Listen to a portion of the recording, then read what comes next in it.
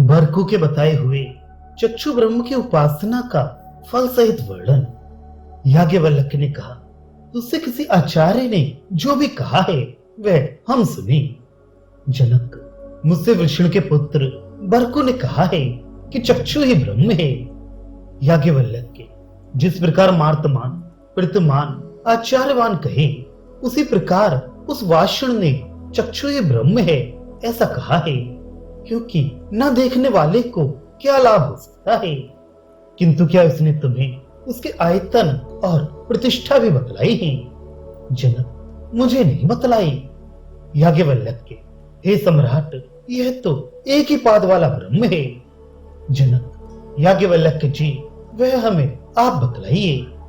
याज्ञवल्क्य, चक्षु ही आयतन है, आकाश प्रतिष्ठा है, इसकी सत्य इस रूप से उपासना करें। जनक, हे याज्ञवल्क्य, सत्यता क्या है? हे राजन, चक्षु ही सत्यता है ऐसा याज्ञवल्क्य ने कहा। हे सम्राट, चक्षु से देखने वाले से ही क्या तूने देखा ऐसा जब कहा जाता है और वह कहता है कि मैंने देखा, तो वह सत्य होता है। राजन, चक्षु ही परम ब्रह्म है। जो विद्वान इसकी इस प्रकार उपासना करता है, उसका चक्षु त्याग नहीं करता। सब भूत उसको उपहार देते हैं और वह देव होकर देवों को प्राप्त होता है।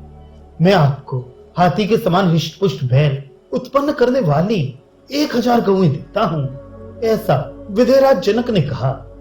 उस याज्ञवल्क्य ने कहा, मेरे पिता का विचार था कि शिष्य को उपदेश के द्वारा कृतार्थ किए बिना उसका धन नहीं ले जाना चाहिए। यद्यपि कश्चित भर्गु इस नाम वाले वाषण विष्णु के पुत्र ने चक्षु ही ब्रह्म है ऐसा कहा है। चक्षु में आदित्य देवता है, उसकी सत्य ये उपनिषद है। क्योंकि कान से सुना हुआ तो मिथ्या भी हो सकता है, किंतु नेत्र से देखा हुआ नहीं हो सकता। हे सम्राट, इसी से देखने वाले से कहते हैं कि तुमने हाथी देखा। इस पर यदि वह कहे कि देखा है, तो वह सत्य ही होता है। यदि कोई अन्य कहे कि मैंने सुना है, तो उसमें तो अंतर आ सकता है, किंतु जो नेत्र से देखा हुआ होता है, उसमें अंतर न आने के कारण वह सत्य ही होता है।